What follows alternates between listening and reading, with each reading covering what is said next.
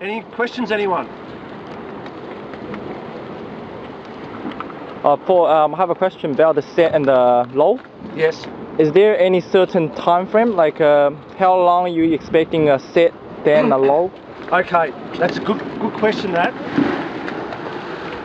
when you look at on your computer and you look at the synoptic chart, it's called a synoptic chart, and you see the high, a H in the middle with coils around it. Okay, and you see L in the middle, and there's coils around it. When you see lots of circles, coils in the L, it's a very intense low pressure system, which means that the sets are very close together.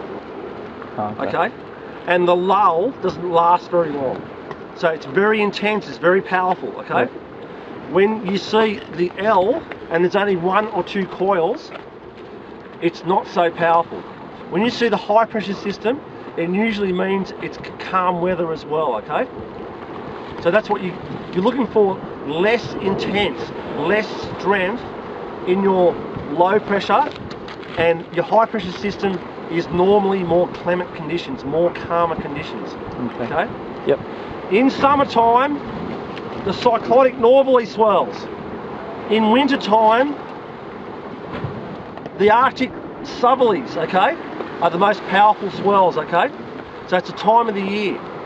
So when that ice builds up in Antarctica, it brings in the most powerful southerlies. Okay, southwest, southeast. Be careful. Okay, beware of that wind, and beware of the intensity of the low pressure system. Does everyone understand that? Yep. Now, in the height of summer during cyclone season, beware of the low pressure from the north. Okay, intense, very powerful nor'easters. Okay. I probably shouldn't be saying this, but it's fact. Don't rely on your weatherman 100%, right? Right? They aren't always right. 30% of the time they're wrong. I mean, we know that. It's no surprise. Okay, sometimes they're wrong. And you know why they're wrong? Because they're checking out a weather pattern from a long way away. But when a weather pattern develops off our coast, you know those powerful swells, they're made, they were born here. They weren't born in South Australia or in Tasmania or Antarctica. They weren't born in Queensland. They were born here, and they become powerful off our coast here. And the weatherman sometimes finds it very complicated, very complex, to be able to determine that, to give us the information. Okay, but this is where we got to be the weatherman. Okay, righto? You've got to learn. It's part of your forte. It's part of your experience as being an angler, is understanding the weather. Good anglers understand the weather as well. Okay, it's very, very important that you learn the weather. Now, Stan was mentioning mobile reception.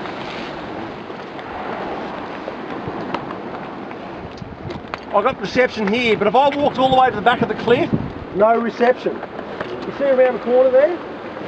If I walk right around the corner and right inside one of those little bays, no mobile reception.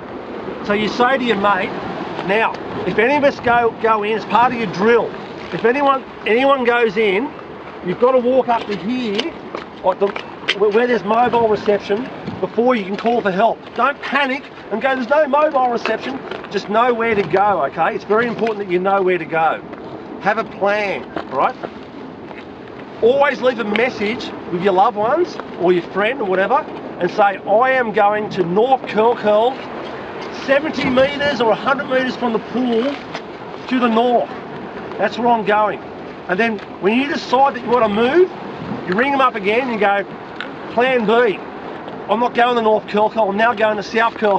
Because if you get lost, if you end up in the water, okay, the rescue will be looking for you at South Curly, not here, right? And I go, we can't find him.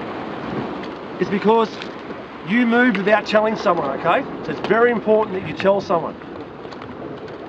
Can we just walk up a bit further? There's something I need to show you. When a newcomer comes to this spot here, they go, look at this nice high ledge, it looks very safe. I'm not fishing down there. That's a lower ledge. It's a metre lower, okay? That is safer there than here. Now, to answer the question why it is safer to fish there than here, I'm just saying this now as a general rule of thumb, and this means every headland that you fish. It's because there's a shallow reef there, okay? You see the water is only about 4 metres deep, okay? Now down here, it brings the swell up. Down over there, exactly right. Down over here, the water is a lot deeper. So the swell remains very fat, okay? Here, the swell comes up like this, on this ledge here, okay? Oh, yes. And I've seen people get in some serious trouble fishing here. Now this includes any spot with a shallow reef in front of you. You understand a shallow reef in front of you? Yep. Okay. Anywhere where there's a shallow reef is where you're going to get into trouble, okay? Because the wave pulls up.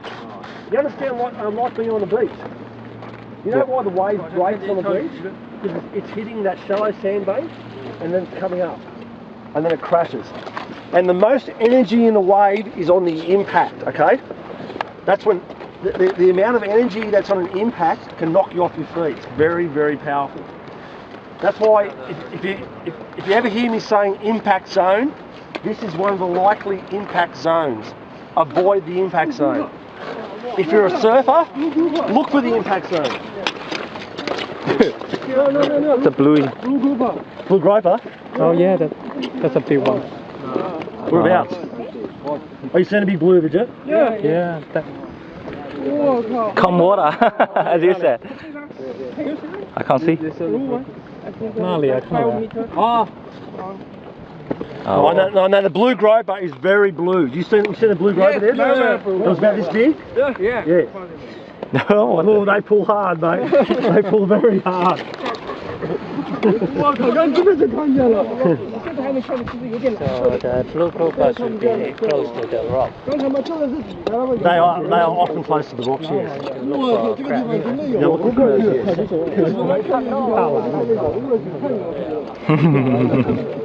Yep. Okay, everyone, is there any questions? Blue grouper. Sorry? It's man-made. Okay, so these rocks here, these ponds, right, are formed through a rock. It's like hitting a grinding stone on a piece of wood that's going round and round and round and round and round and round and round, and eventually makes a pothole. Okay, that's how these rocks are formed. That's how these are actually formed. They're formed over hundreds of thousands of years. Oh my god. Okay. I thought it was man-made. Look, a good example. See this one here? See the rock in the middle of it? Ah. Another pothole because of the rock that's grinding. So when the wave picks up, when it gets very rough, it makes a hole. Okay?